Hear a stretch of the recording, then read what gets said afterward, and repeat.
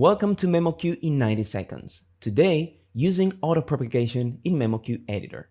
memoQ's auto-propagation feature automatically fills in the repeated segments to save you time. Let's see how. Whenever you confirm a segment that is later repeated in your file, memoQ automatically fills in and confirms the repeated segment. However, sometimes repeated segments require different translations depending on context or gender and number agreement in some languages. For example, I don't want segment 4 to be automatically propagated, but it will be propagated by default if I just translate and confirm segment 2 now. Fortunately, I can disable auto-propagation in specific segments by double-clicking on the feature icon in the status column. If I now translate segment 2 and confirm it, segment 4 won't be auto-propagated.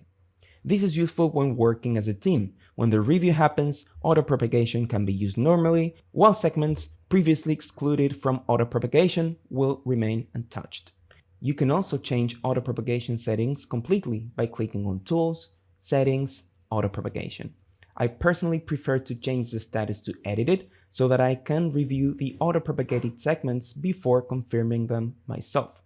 If you don't think auto-propagation is useful in your project, you can also disable it completely. Thanks for watching!